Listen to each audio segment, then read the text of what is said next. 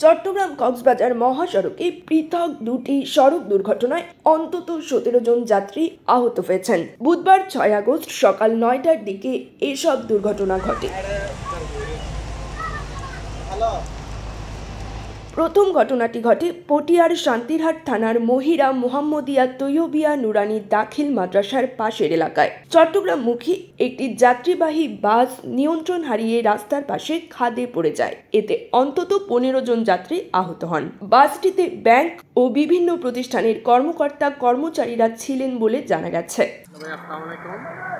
চট্টগ্রাম সড়ক বিভাগের দুর্ঘটনা আমাদের পশ্চিম থানা মহিরা আবুল কাসেম নুরি মাদ্রাসার পাশে একটা বাস সড়ক দুর্ঘটনা হয়েছে। এখন বিষয় হলো এখানে কয়জন আহত হয়েছে কয়জন নিহত হয়েছে সেটা জানতে পারিনি।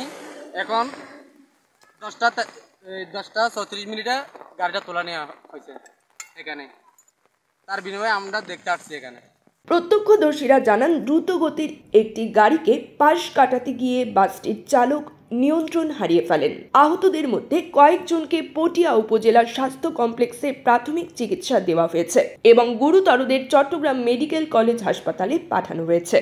এসে দেখছি গাড়ি থেকে নামছিলাম, বৃষ্টি হচ্ছে, এখানে একটা পাওয়ার ব্যাংকে ওভারটেক করতেছে, মানে বাসটা ঘুরে গেছে, ঘুরে যেয়ে এই দিকে চাইতে শুরু করে করে যাওয়ার পরে আমরা 4-5 জনকে তুললাম, আরও অনেকগুলো বাইরে আসছিল, সবারই তুলছে সিএনজি করে পটিয়া মেডিকেলে, চট্টগ্রাম মেডিকেলে ফায়ার সার্ভিস আছে, ফায়ার সার্ভিসে করে 4-5 জন নিয়ে গেছে চিটাং মেডিকেল। এইটুকু পর্যন্ত আমি জানি। এখন রাস্তাতে যে খায় অনেকে মানে বাসটাকে তুলছে আর থানা নিয়ে গেছে। আহতদের মধ্যে যাদের পরিচয় পাওয়া গেছে তারা হলেন মমতাজ, শাহ আলম, আলী আহমদ, রাজীব দে, মোহাম্মদ মহিউদ্দিন ও অমিত দে। পটিয়া ক্রসিং হাইওয়ে থানার ভারপ্রাপ্ত কর্মকর্তা জসিমউদ্দিন জানান, চট্টগ্রামমুখী বাসটি মহিরা এলাকায় পৌঁছালে একটি গাড়ি পাশ থেকে ধাক্কা দিলে বাসটি উল্টে যায়। আমি থানা মহিরা মোহাম্মদিয়া তৈয়বিয়া নুরিয়া মাদ্রাসার সম্মানিত সুপার হই। আমাদের মাদ্রাসাটা এই মেইন রোডের পাশে হওয়াতে এখানে আমাদের বিশেষ করে ছোট্ট ছোট শিশুরা এখানে পড়ে। শিশু শ্রেণী থেকে আমরা 8 পর্যন্ত এই মাদ্রাসাটা চালু রয়েছে। এখানে সেই শ্রেণীতে প্রায় 70 জনের মতো ছাত্রছাত্রী রয়েছে। এইখানে যেহেতু ট্রাং রোড, এখানে কক্সবাজার ডাহা গাড়িগুলো এখানে যেভাবে চলে, যে দ্রুত গতিতে, এখানে প্রায় সময় অ্যাক্সিডেন্ট হয়।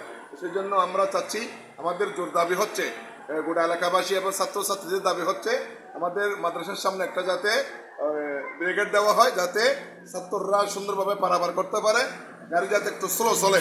এভাবে যদি, আর মাদ্রাসার উভয় পাশে কোনো, এখানে যে মাদ্রাসা রয়েছে কোনো সাইনবোর্ড নেই, তাদের সরকারের পক্ষ থেকে কোনো গতিবিধি বোধক কোনো কি দেওয়া হয় না, বোর্ড দেওয়া হয় না।